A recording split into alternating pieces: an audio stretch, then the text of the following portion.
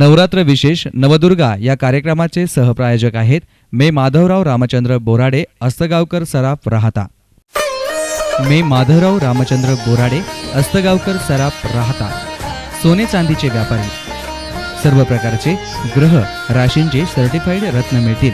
KDM बिगर डागी दागिने मिळतील. तसेच हॉलमार्क दागिने मिळण्याचं एकमेव विश्वसनीय ठिकाण मे माधवराव रामचंद्र बोराडे, अस्तगावकर सराफ, मेन रोड, राहता, तालुका राहता, जिल्हा Ahmednagar. Proprietor Ashok Sheth Madhavrao Borade, Akshay Ashok Sheth Borade, MBA Canada MBA. Phone number 985051 2767 024 23 242 112 आणि 242 558. राहत्यातील एक विश्वसनीय सुवर्ण पिढी मे माधवराव रामचंद्र बोराडे, अस्तगावकर सराफ. आई अंबाबाई फुले तुला सुवासाची, काळजी कुंकवाची माझ्या घे. नाकीचा निर्मळ मोती, मळवट भाळी रेखिती, महाकुंभ उजव्या हाती, शिवलिंग मस्तकावरी. अशा या आदिशक्तीस कोटी कोटी वंदन करून S9च्या नवरात्रोत्सव विशेष या नवदुर्गा कार्यक्रमात आपणा सर्वांचं भक्तिभावानं स्वागत. आजच्या या माळेला आपल्या समवेत आहेत कोपरगाव नगरीच्या प्रथम नागरिक अर्थात कोपरगाव नगर परिषदेच्या विद्यमान नगराध्यक्षा सन्मान्य सौभाग्यवती ऐश्वर्या लक्ष्मी संजय सातभाई मॅडम. आजच्या या माळेला मॅडम बरोबरचा हा गप्पांचा ओघ सुरू राहणार आहे. मॅडम नमस्कार. आधीच म्हटल्याप्रमाणे किंवा जो आपला कुठल्याही महिलांचा विषय म्हटला किंवा आपण कुणालाही भेटलो की माहेरचा विषय हा फार जिव्हाळ्याचा असतो आणि तो होतो. तर S9च्या या सगळ्या प्रेक्षकांना आपलं माहेर जाणून घ्यायला आवडेल, आपल्या माहेरचा परिवार जाणून घ्यायला आवडेल.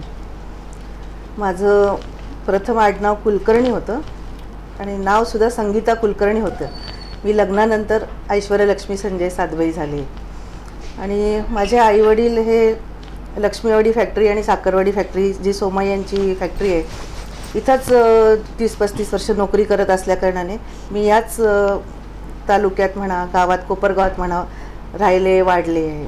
परंतु शिक्षण माझं अनेक ठिकाणी झालेलं आहे आणि तशी मी हातकणंगले तालुका, हातकणंगले, कोल्हापूर जिल्हा या गावची आहे. म्हणजे तसं म्हणाल तर माहेर माझं कोल्हापूर पण येतं आणि कोपरगाव पण येतं. जसं सासर कोपरगाव तसं माहेर कोपरगाव. लक्ष्मीवाडी साखरवाडी फॅक्टरीत माझे वडील होते, चीफ केमिस्ट पदावर ते होते. या कुलकर्णी परिवारातलं तुमचं येणं, थोडक्यात तुमचा जन्म त्या घरचा, थोडक्यात तुमचा वाढदिवस कधी असतो? माझा वाढदिवस 20 जून 1963 आहे. अच्छा. आत्ता आपण नावाचा उल्लेख केलात की पूर्वीच्या आपण संगीता होत्या आणि आज आपण ऐश्वर्या लक्ष्मी आहात. यामागे काहीतरी असणार नाव बदलण्यामागे. तसं तुम्हाला पाहिल्यानंतर खरोखर हा संगम ज्यांनी तुमचं नाव ठेवलं असेल सासरी संगीता बदलून ऐश्वर्या लक्ष्मी, या ऐश्वर्याचा आणि लक्ष्मीचा तुम्हाला पाहिल्यानंतर लगेचच संगम झालेला दिसतो आहे. तर ते जाणून घ्यायला आवडेल की संगीताची ऐश्वर्या लक्ष्मी कशी झाली. हे नाव माझ्या सासूबाईंनी आणि मिस्टरांनी संजयनी या दोघांनी मिळून ऐश्वर्या लक्ष्मी हे नाव माझं ठेवलं. ह्यांनी खरं ऐश्वर्या केलं होतं पण सासूबाईंनी लग्नात लक्ष्मी पुढं केलं, त्यामुळे ऐश्वर्या लक्ष्मी असं माझं नाव झालं. आणि मला वाटतं संगीता हे नाव माझ्या आईवडिलांनी मोठ्या ह्याच्याने मी काही कला संगीताचा काही अभ्यास करेन किंवा कुठल्या एखाद्या कलेत प्रावीण्य मिळवेल ह्या नावाने ह्या विचाराने माझं नाव संगीता ठेवलं असेल. आणि ऐश्वर्या लक्ष्मी हे नाव सासरच्याने ठेवलं. तर मला असं वाटतं मी दोन्हीत म्हणजे आईवडिलांची पण इच्छा मी पूर्ण केली असं मला वाटतं. आणि सासरचं तर मला माझ्या शरीरावर तुम्हाला ऐश्वर्या लक्ष्मी आहे मी हे जाणवतच आहे. शरीरावरून म्हणण्यापेक्षा जी तुमच्या परिवाराची तब्येतीवरून म्हणा. कोपरगावात नाही त्या देह काय आम्ही जाणार नाही किंवा जाऊ पण नाही. तर जे कोपरगावात तुमच्या परिवाराचं सासरच्या परिवाराचं नाव आहे ते खरंच ऐश्वर्यपूर्ण आहे. आणि लक्ष्मी आपण म्हटलात की कुलकर्णी परिवाराची कन्या सातभाई परिवारात एक लक्ष्मी म्हणून आलेली आहे. म्हणजे तुमच्या सासूबाई आणि तुमचे यजमान यांचं आम्ही फार कौतुक करतो आहोत S9च्या वतीनं की संगीताची ऐश्वर्या लक्ष्मी झाली आणि आज ती कोपरगावला वेगवेगळ्या पदांमधून तुम्ही याच्या आधी तुमचं सामाजिक कार्य साहित्यिक वाङ्मयीन क्षेत्रात सुरू होतं आणि आज तर तुम्ही एका विशेष पदावर आहात आणि खरोखर हे नाव अगदी सार्थ आहे. शिकलात किती आपण? मी BA झालं. BAची मी परीक्षा नाही देऊ शकले शेवटची, पण मी BA पर्यंत गेलेली आहे. पदवीपर्यंतचं शिक्षण घेतलेलं आहे. शिक्षण झालं माझं. लग्न कधी झालं? लग्न 9 मार्च 1984. कसं जमलं लग्न? KJ सोमय्या कॉलेजमध्ये आमची ओळख झाली दोघांची प्रथमतः, आणि तिथं आमचा म्हणजे प्रेमविवाह म्हणा प्रेमविवाह झाला आमचा. प्रेमविवाह पण तरी तो घरच्या लोकांच्या संमतीने. लव्ह मॅरेजला अरेंज मॅरेज करून घेण्यात आलं. छान. मग आम्हाला आवडेल मराठमोळा उखाणा ऐकायला. मी आता सध्या ज्या पदावर आहे त्या पदाला साजेसं, माझ्या घराण्याला साजेसं असं एक नाव घेऊ इच्छिते.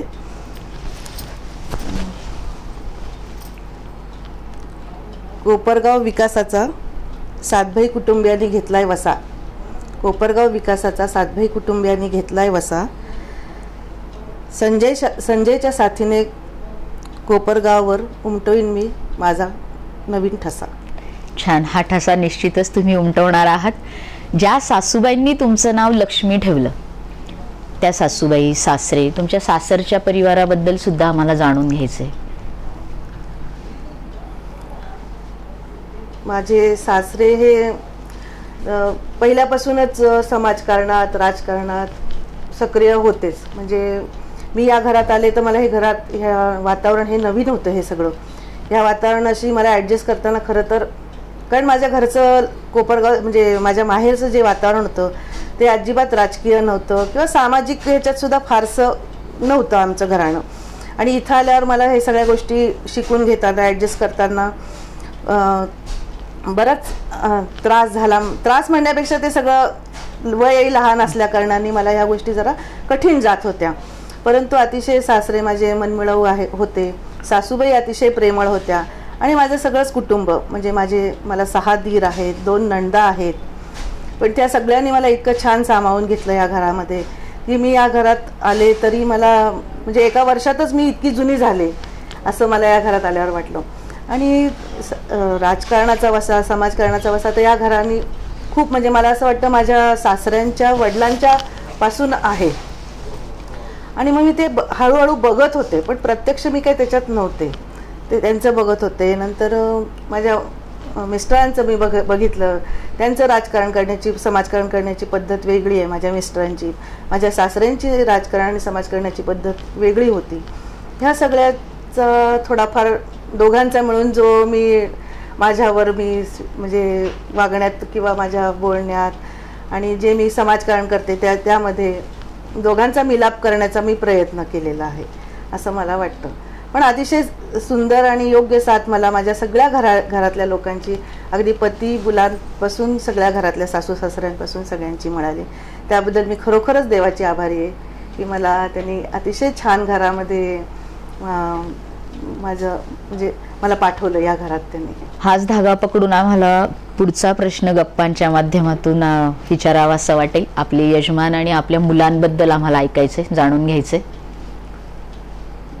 माझे यजमान संजय सातभाई हे राजकारणात आहेत, तसंच समाजकारणात. तुम्ही महाविद्यालयात जेव्हा त्यांना भेटलात त्यावेळी तुम्हाला माहिती होतं की हे राजकारणात पुढे पडतील किंवा त्यावेळी ते करत होते का?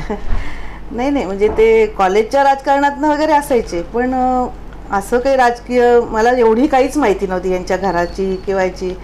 फक्त एक अतिशय धाडसी धडाडीचा मुलगा, अतिशय म्हणजे मस्त मस्त. आता काय सांगा. पण त्यांच्यातले मला जे गुण दिसले ते न घाबरणारा, न डगमगणारा आणि निर्णय अगदी शांतपणे प्रत्येकाला स्वतःचं मत पटवून देणारा आणि अतिशय त्यांचे जे निर्णय असायचे किंवा जे बोलणं चालणं असायचे ते दुसऱ्यावर ठसा उमटवणारं असायचं. हे बघून मी हळूहळू त्यांच्याकडे आकर्षित होत गेले होते. आणि तसंच त्यांचं पुढेही मग मला ते जाणवलं.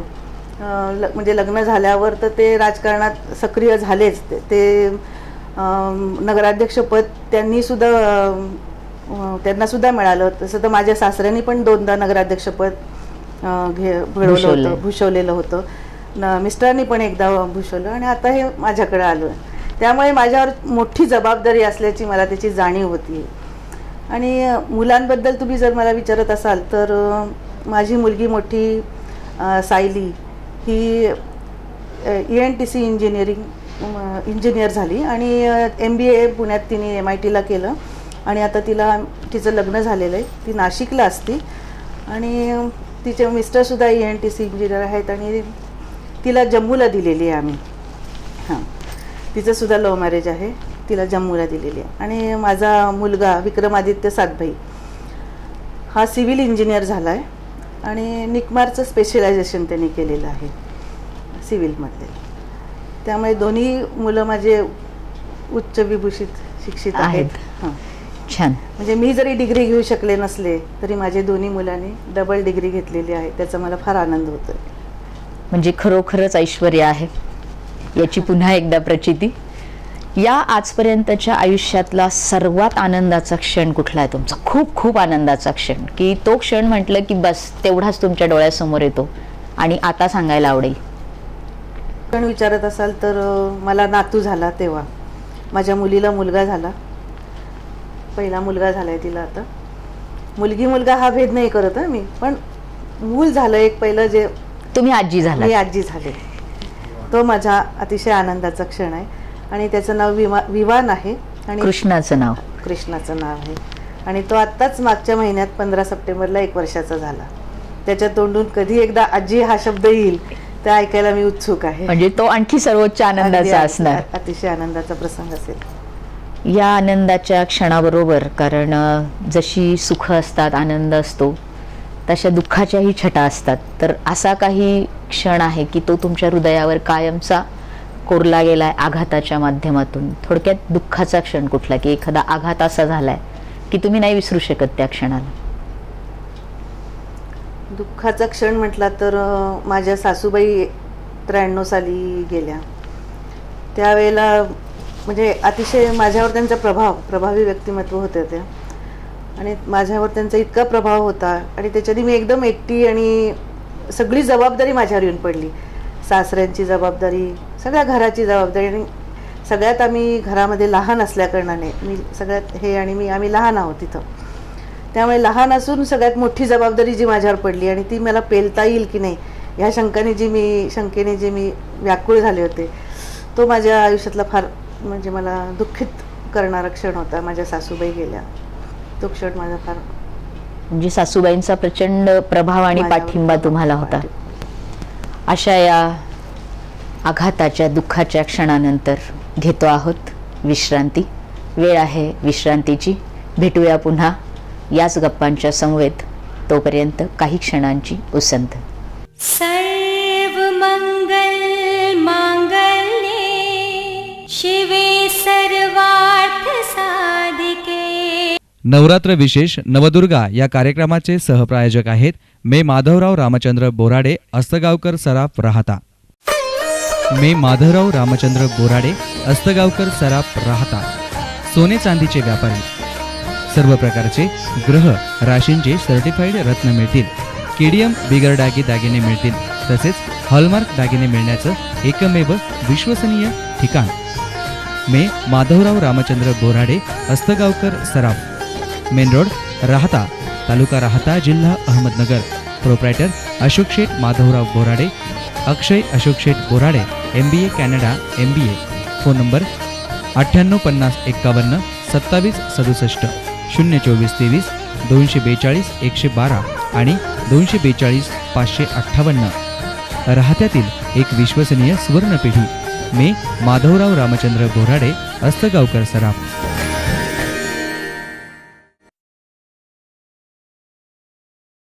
सर्व मंगल मांगल्ये शिवे सर्वार्थ साधिके.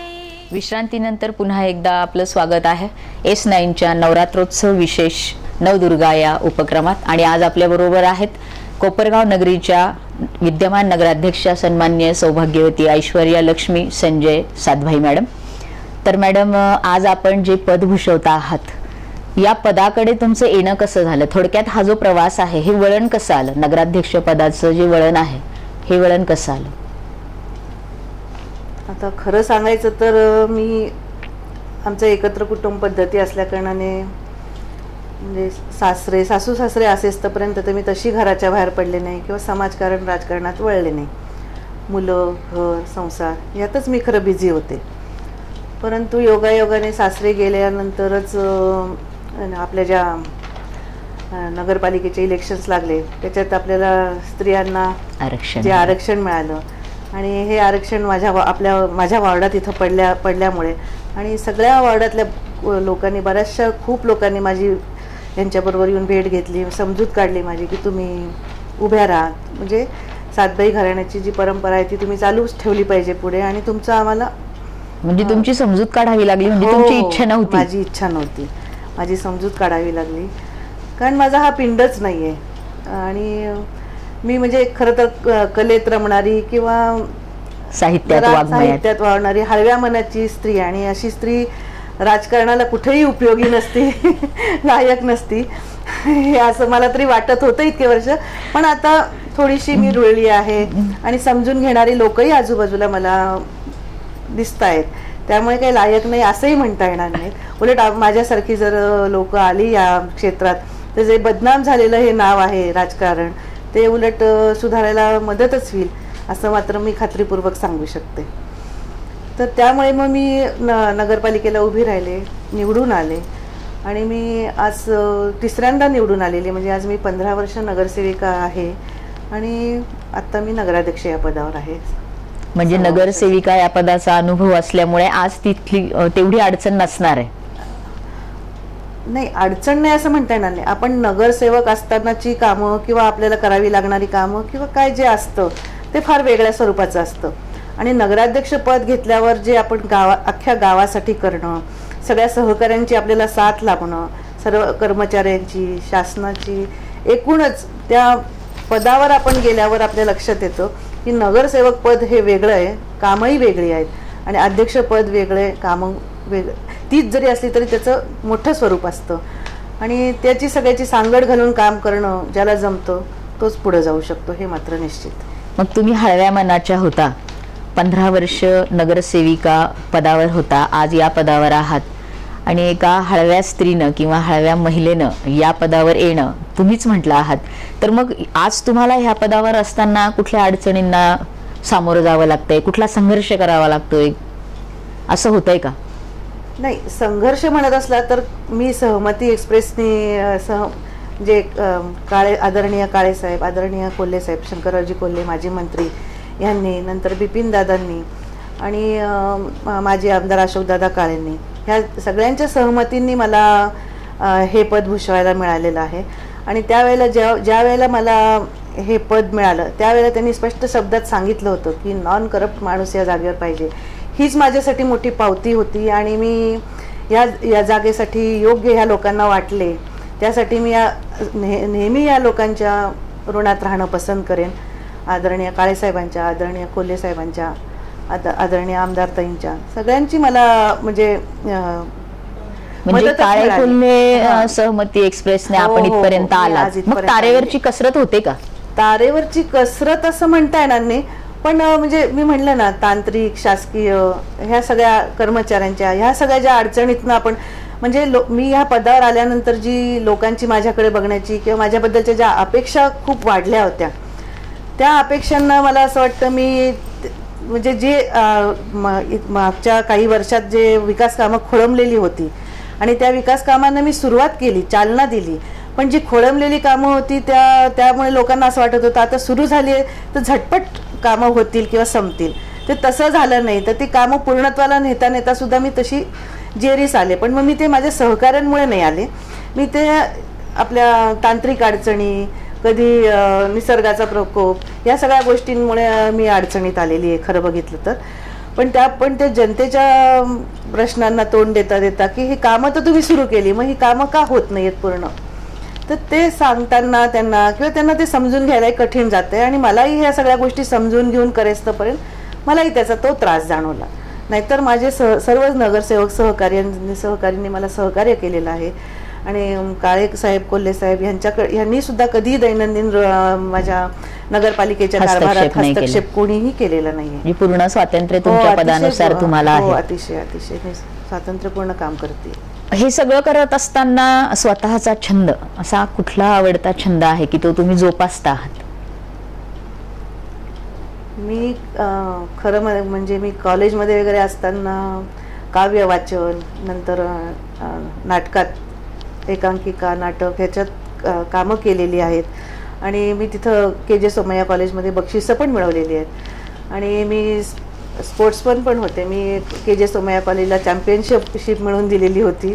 कुठल्या गेमसाठी, कुठल्या खेळासाठी? मी रनिंग 100 मीटर रनिंग, 200 मैदानी स्पर्धेत. मैदानी स्पर्धेत, रिले आणि अशा या सगळ्या गोष्टीत मी अग्रेसर असायची कायम कॉलेजमध्ये असताना.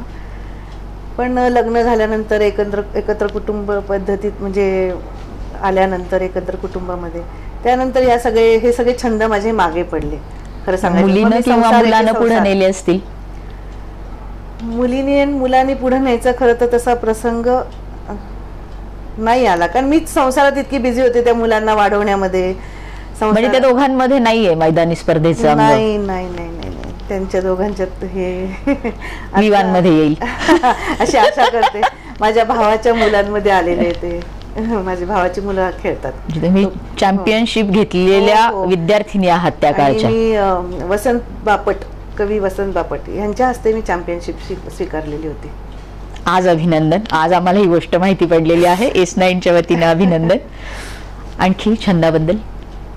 आणि मी मला वाटतं 2006 सालापासून मी कविता करायला लागले.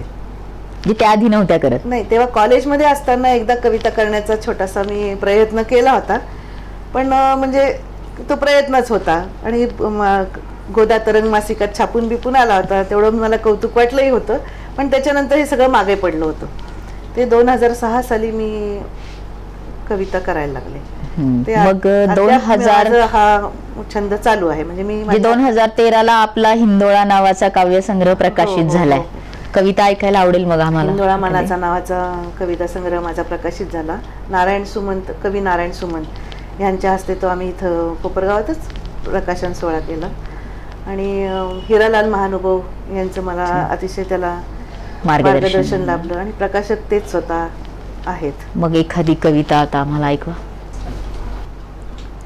मी सुरुवात अशी करेन, तुम्हाला मी एक कविता तर सांगतेच, पण मी माझ्या माझं जे मनोगत होतं त्यात मी म्हटलं होतं, गवसले मला मी एका निवांत क्षणी, ओळख झाली स्वतःशी तेव्हा आरशाशिवाय नव्हते कोणी. आणि मी अशा कविता करत राहिले, अशा छोट्या छोट्या, कधी मोठ्या. मग आता एक गमतीचा भाग सोडून द्या, पण मग मी कविता करत असायची तर मी दरवेळेला माझी दोन्ही मुलं ह्यांना ऐकवायची. तर ते मला म्हणाले एक दिवस, तर तू जी आम्हाला सारखी त्रास देतेस कविता करून आणि रात्री अपरात्री उठवतीस आणि आम्हाला कविता ऐकवतीस, तर आपण ह्या कविता आता जगजाहीर करू आणि सगळ्या लोकांच्या डोक्याला त्रास देऊ म्हणे. अशा तऱ्हेने का होईना, पण त्यांनी माझ्या सगळ्या कविता प्रसिद्ध केल्या. त्यामुळे खरंच मला अभिमान वाटतो या माझ्या मुलांचा, संजयंचा. त्यांनी मी त्यावेळेला त्यांना असं म्हटलं होतं, सुवर्ण, माझ्या 50व्या वाढदिवशी त्यांनी माझं पुस्तक हे प्रकाशित केलं. त्यावेळेला मी त्यांना म्हटलं होतं, सुवर्ण दिनी दिलीस सोनसळी आठवण, भेट तुझी माझी माझ्या जीवनातील साठवण, असं मी त्यांना म्हटलं होतं. आता एक तुम्हाला छोटीशी मी कविता सांगते. वावटळ नावाची माझ्या ह्या पुस्तकातली कविता वाचून दाखवते. एक वावटळ अचानक उठते, एक वावटळ अचानक उठते, स्वतःभोवती भिरभिर भिरभिरते. तिच्या चक्रात कोणी आलेच तर भुईसपाट करून टाकते, तिच्या चक्रात कोणी आलेच तर भुईसपाट करून टाकते. वादळाचं मात्र तसं नसतं, ते साऱ्यांनाच कवेत घेतं. वादळाचं मात्र तसं नसतं, ते साऱ्यांनाच कवेत घेतं. तेथे माझे तुझे कोणीच नसते, ते फक्त विनाशाकडेच घेऊन जाते. त्यामुळेच म्हणतात, वावटळ चुणूक दाखवून सजग करते, वावटळ चुणूक दाखवून सजग करते, तर वादळ इतिहास जमा करते. सुरेख, सुंदर. या कवितांबरोबरच पुस्तक वाचनाचा छंद असावाच मग? तर आवडतं पुस्तक?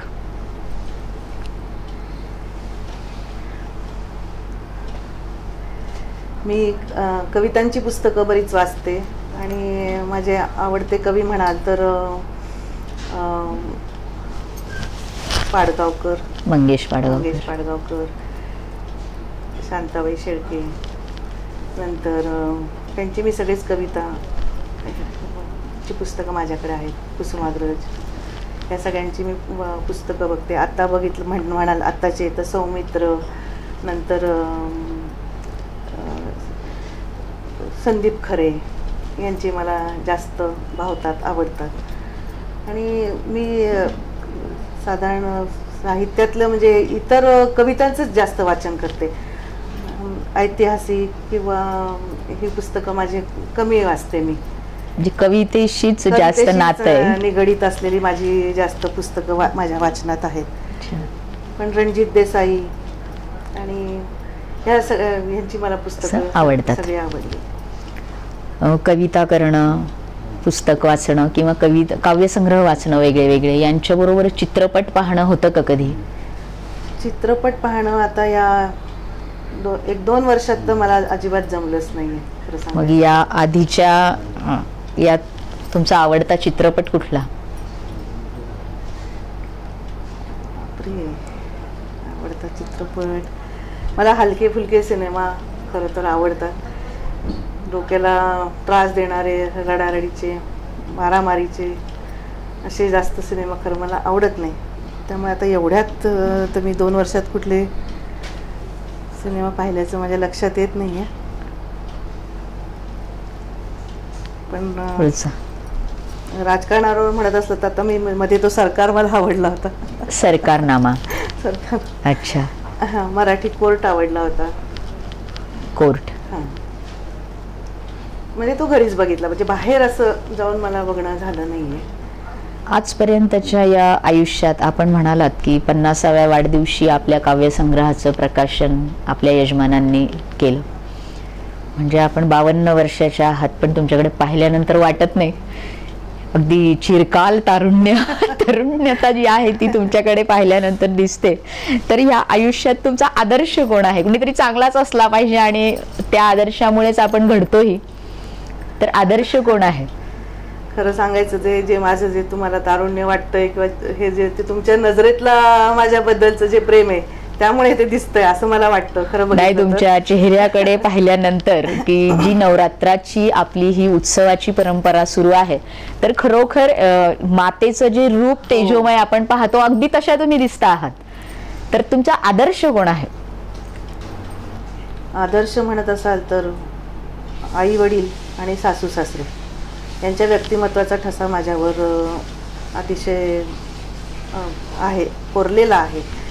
माझे सासऱ्यांचं वागणं बोलणं, माझ्या आईची सगळ्यांना समजून घ्यायची वृत्ती, सासूबाईंची सगळ्यांना समजून घ्यायची, मिळून मिसळून वागायची वृत्ती, माझ्या सासऱ्यांचा स्पष्ट वक्तेपणा, हा सगळा जो मी जवळून बघत आलेला आहे, ह्या सगळ्यांची म्हणजे यांची प्रेरणा घेऊन मी जी काय आहे ती आज घडलेली आहे. म्हणजे त्यांच्यातले बरेच गुण घेण्याचा, आत्मसात करण्याचा प्रयत्न आणि ते तुमचे आदर्श.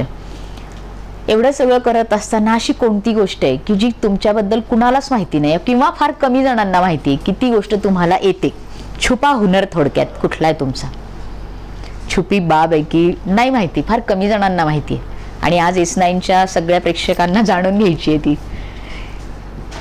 की तुमचा छुपा हुनर कुठला आहे, की अमुक गोष्ट तुम्हाला येते पण ती कमी जणांना माहिती आहे?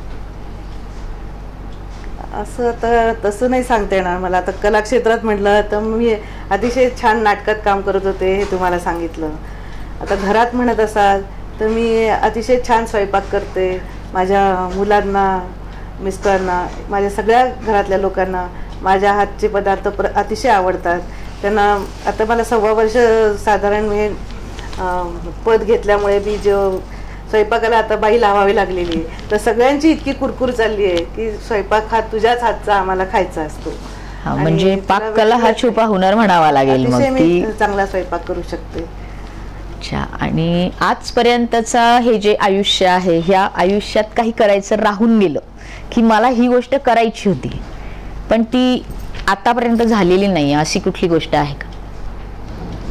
राहून गेलं म्हणायचं म्हणजे मला सामाजिक कामाची जी खरं आवड आहे ती राजकारणात आल्यामुळे मी जी समाजकामाला म्हणजे आता जी आपले वृद्धाश्रम आहेत, अनाथाश्रम आहेत, ह्यांच्यासाठी मला खरं तर काम करायची इच्छा आहे की हे वृद्धाश्रम असे म्हणजे ह्या लोकांना वेळ द्यावा, ह्या लोकांसाठी आपण काहीतरी करावं अशी माझी मनापासूनची इच्छा आहे. पण हे राजकारणात आल्यामुळे ह्यापासून मी थोडीशी अलिप्त झालेली आहे. अलिप्त म्हणता येणार नाही, पण म्हणजे थोडंसं ही आवड माझी बाजूला ठेवली गेली. तरी मी मध्ये आपल्या नगर जिल्ह्यातच देहऱ्याला शिंगवे नाईकला डॉक्टर धामणे जे रवींद्र धामणे, सुचेता धामणे यांच्या मनोरुग्ण तिथं जाऊन भेट दिली होती आणि तिथं मला जशी मदत करता येईल तशी केलेली आहे.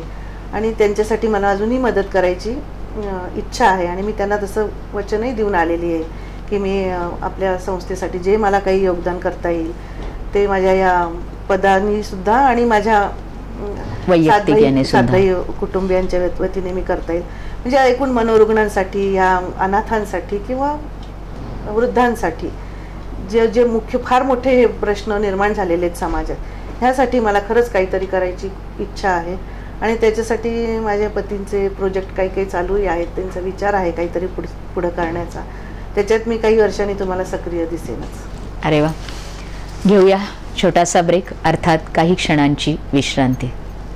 सर्व मंगल मांगल्ये शिवे सर्वार्थ साधिके. नवरात्र विशेष नवदुर्गा या कार्यक्रमाचे सहप्रायोजक आहेत मे माधवराव रामचंद्र बोराडे, अस्तगावकर सराफ, राहता.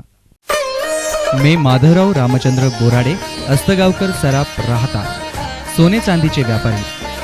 सर्व प्रकारचे ग्रह राशींचे सर्टिफाईड रत्न मिळतील. केडीएम बिगर डागी दागिने मिळतील. तसेच हॉलमार्क दागिने मिळण्याचं एकमेव विश्वसनीय ठिकाण मे माधवराव रामचंद्र बोराडे, अस्तगावकर सराफ, मेन रोड, राहता, तालुका राहता, जिल्हा Ahmednagar. Proprietor Ashok Sheth Madhavrao Borade, Akshay Ashok Sheth Borade, MBA Canada MBA.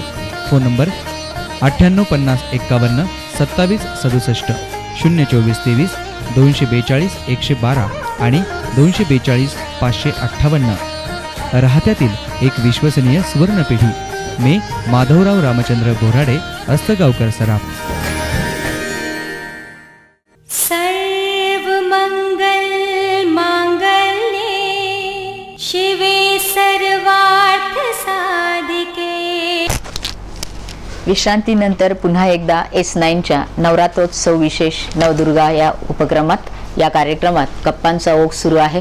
Kopargaon नगरीच्या विद्यमान नगराध्यक्षा सन्माननीय सौभाग्यवती ऐश्वर्या लक्ष्मी संजय सातभाई मॅडम यांच्या समवेत. मॅडम, ह्या 1.25 वर्षात आपण या पदाच्या माध्यमातून काय काय केलं आणि आगामी योजना आपल्या काय काय आहेत, आपल्याला काय काय करायचं आहे अजून? मुख्य म्हणजे आपण शहराच्या दृष्टीने आपल्याला आदरणीय बिपिन दादांनी 42 कोटीची वाढीव पाणी पुरवठा योजना केंद्राकडून मंजूर करून आणून दिली होती. त्यामुळे कोपरगाव शहरात सर्वांना पूर्ण दाबाने एकाच वेळेस पाणी पुरवठा करता येईल अशी ही योजना आहे. आणि या योजनेचं काम आपण युद्धपातळीवर हाती घेतलेलं आहे आणि मला वाटतं येत्या 1 वर्षात हे सुरू होईल, पूर्ण होईल, योजना पूर्णत्वात जाईल. आपण कोपरगाव शहरात 6 नवीन पाण्याच्या उंच टाक्या, फिल्टर प्लांट ज्याची क्षमता कोपरगाव शहराला एका वेळेला शुद्ध पाण्याचा पुरवठा करायचा असेल तर एका वेळेला 84 किलोमीटरच्या वितरिकामार्फत पुरवठा केला जाईल. अशा पद्धतीने आपण ही योजना करत आहोत. तसेच ही योजना आपण 2016 पर्यंत संपवूच. नंतर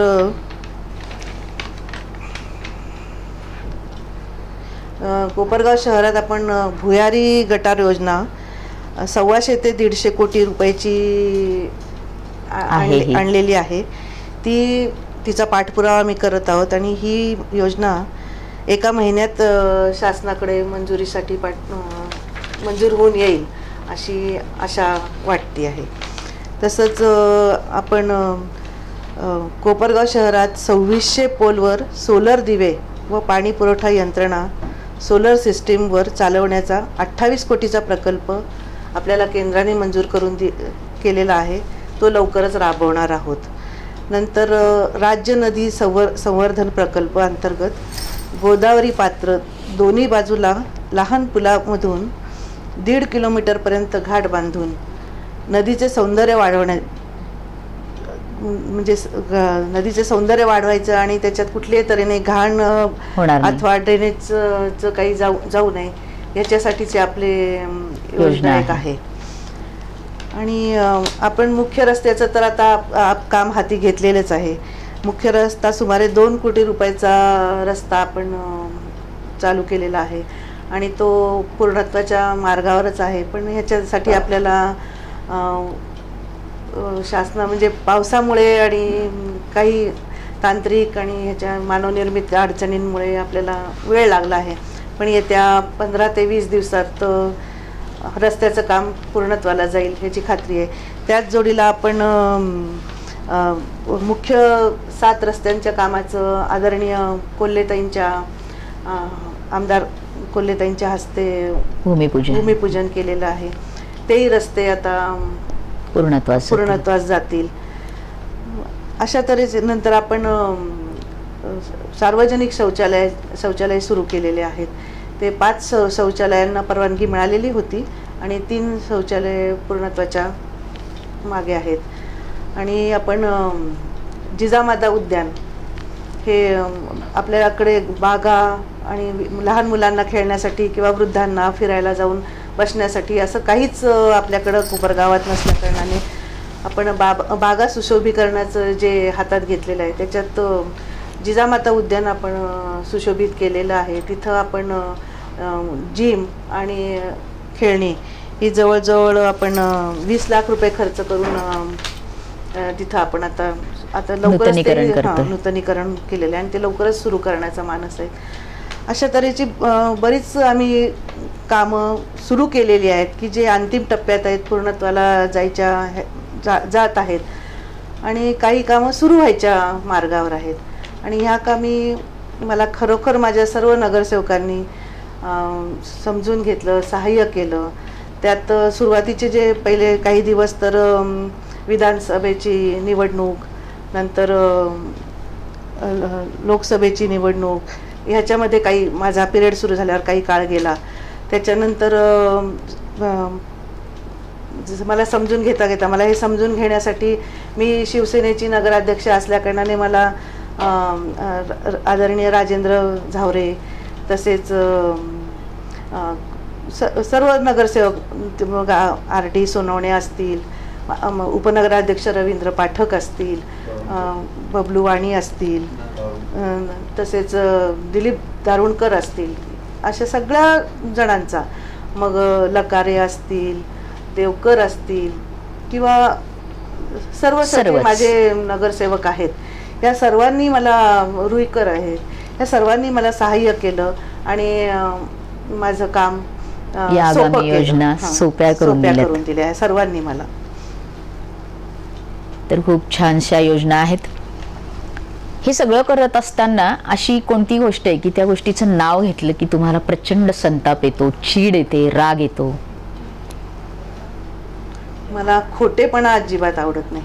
खोटेपणा, आपण कोणी आपल्याशी खोटं बोलते म्हणजे मी जर समोरच्याशी सरळ आणि खरं आणि मी स्पष्ट वक्ती आहे, तर असं मी जर वागत असेल तर समोरचा माणूस जर नाटकं करतोय किंवा खोटं बोलतोय, मला खोटेपणाची प्रचंड चीड आहे. खोटेपणा बिलकुल आवडत नाही, मग सहन होत नाही. त्याचा खोटेपणा उघडा झाला की मला संताप आवरताच येत नाही. मग जर तुम्ही नगराध्यक्ष नसत्या किंवा आपण म्हटलात की काही वर्ष आपण यात नव्हत्या पण 15 वर्षापासून आहात, जर नगराध्यक्ष नसत्या तर काय असत्या? तर मी म्हणजे तुम्हाला सांगितलं, मी 15 वर्ष नगरसेविका, म्हणजे बाहेर घराच्या बाहेर तर मी आलेलीच होते आणि मी समाजकारणात होतेच. मी ब्राह्मण सभेचं महिला मंडळाचं अध्यक्षपद मी आज 10 वर्ष भूषवित आहे आणि ब्राह्मण सभेच्या माध्यमातून आम्ही म्हणजे अतिशय कार्यक्रम आम्ही सांस्कृतिक कार्यक्रम, नंतर शैक्षणिक कार्यक्रम, नंतर आरोग्यपूर्ण कार्यक्रम हे त्या कालखंडात मी घेतलेले. हां, त्यामुळे त्याच्यात मी कार्यरत होतेच. त्यामुळे तिथं जर मी राजकारणात आले नसते तर मी समाजकारणात निश्चितच केलं असतं, राहिलेच असते. या पदाच्या माध्यमातून किंवा आज या माळेला आपण आमच्या बरोबर आहात, अनेक महिला आपल्याला पाहतायत, अनेक जण पाहतायत. महिलांना काय सांगू इच्छिता? महिलांना सांगायचं म्हणजे आपण नेहमी सकारात्मकच विचार करायला हवा. आपण हे नवरात्र उत्सव म्हणजे काय आहे, आपण आपल्यात जी शक्ती आहे ती शक्ती बाहेर काढायची, आत्मशुद्धी. उपवास करायचे म्हणजे काय, आत्मशुद्धी करणे आणि शरीर शुद्धी करणे, आपल्यातला उत्साह वाढवणे, एकमेकींना भेटणे, धार्मिक कार्यक्रमातनं ह्याच्याने का होईना म्हणजे एकत्र येणे आणि सकारात्मकतेने. स्त्री काय करू शकत नाही, स्त्री प्रत्येक गोष्ट करू शकते. आज ती ज्या छान पद्धतीने जसं ती घर सांभाळू शकते, मुलं सांभाळू शकते, त्याच छान पद्धतीने ती बाहेरसुद्धा तेवढ्याच योग्य पद्धतीने ती काम करू शकते. फक्त तिच्यावर विश्वास टाकला पाहिजे, तिला साथ द्यायला पाहिजे, कारण ती साध्या सरळ मार्गाने काम करत असते. छक्के पंजे तिला स्त्रियाला जास्त येत नाहीत, माहीत नसतात. त्यामुळे मला असं वाटतं स्त्रियांनी पुढे यायला पाहिजे. राजकारणात, समाजकारणात, कुठल्याही आपल्या आवडीच्या क्षेत्रामध्ये येऊन काम केलंच पाहिजे. आणि सकारात्मक जर विचार ठेवलात तर कधीही तुम्ही यशस्वी होणारच होणार. ह्यात तुम्ही म्हणजे हे आशादायी चित्र मला दिसतंय. अच्छा, म्हणजे आता आपल्या बोलण्यातून आत्मशुद्धीचा उल्लेख झाला. यावरून आम्हाला असं वाटतं की धार्मिक आध्यात्मिक क्षेत्रात आपल्याला आवड असावी किंवा आपण ते करत असाव्यात. तर आपलं श्रद्धास्थान कुठलं आहे किंवा कुठल्या देवतेची, कुठल्या दैवताची पूजा आपण करता? मी तसं म्हणाल तर आमचं लक्ष्मी व्यंकटेश आमचं दैवत आहे समोरच. हां, मी व्यंकटेश स्तोत्र दररोज वाचते. नंतर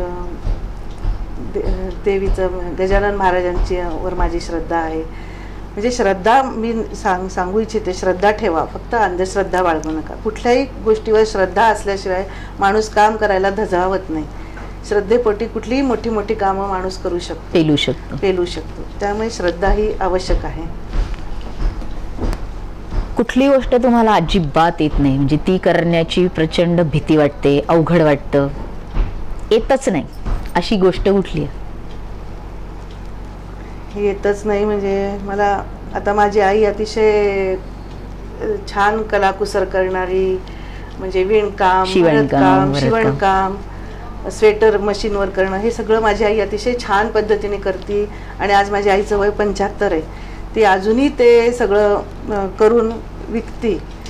त्याच्यात मात्र मी कधीही हात लावला नाही. त्या आईची माझी खंत आहे, आयुष्यभर राहिलेली. आणि ती मला बोलून दाखवती, तू सगळं करू शकतीस पण हे सुई दोरा कधी हातात म्हणजे एक टाका सुद्धा घालता येत नाही. अगदी काहीही मी कधीच केलं नाही. त्याबद्दल मला खरोखर वाईट वाटतं की आईची मी ती इच्छा कधीच पुरी करू शकले नाही. आईची इच्छा किंवा ते तुम्हाला जमलंच नाही, सुई दोरा हा जमलाच नाही.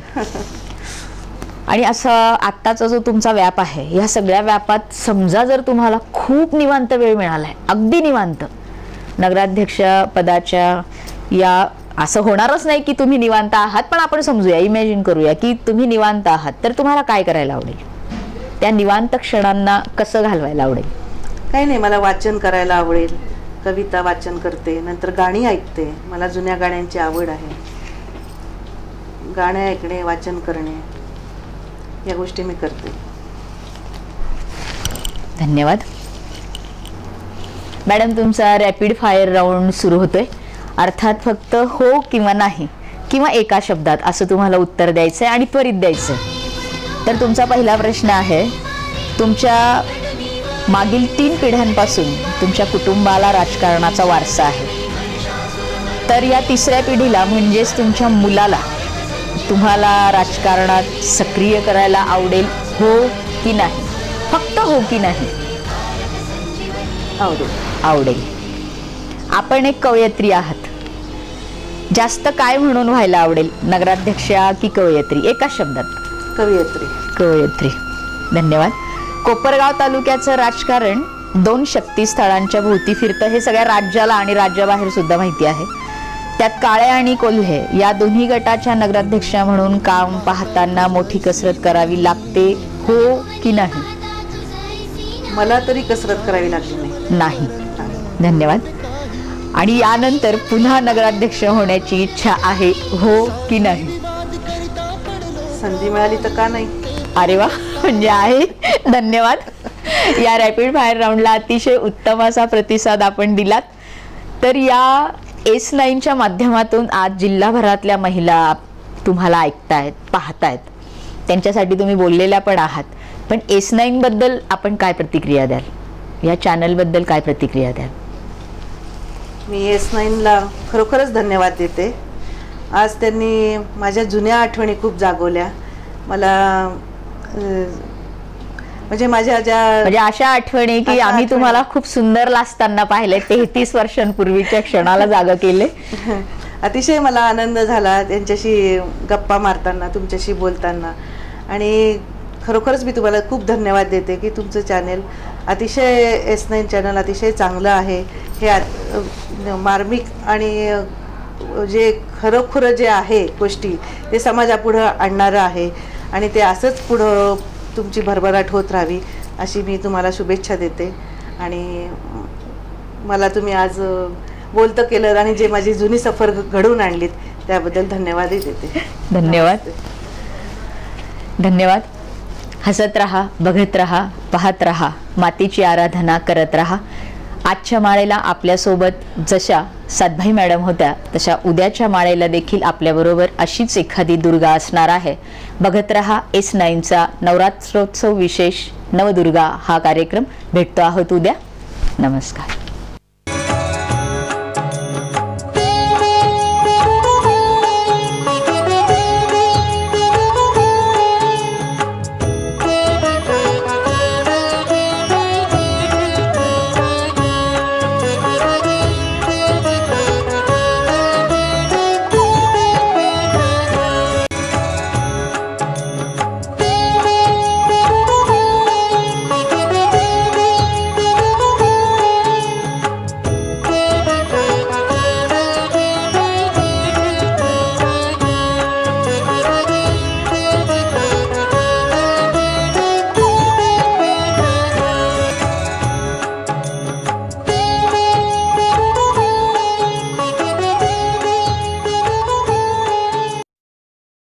बातम्या आणि जाहिरातींसाठी संपर्क करा. आमचा पत्ता जिल्हा कार्यालय S9 channel, hotel Mandai palace, JT Shelke Patil मार्ग, शिर्डी, तालुका राहता, जिल्हा अहमदनगर. मोबाईल क्रमांक 997571 7437 आणि 997024 9759. ऑफिस क्रमांक 02423 255 892.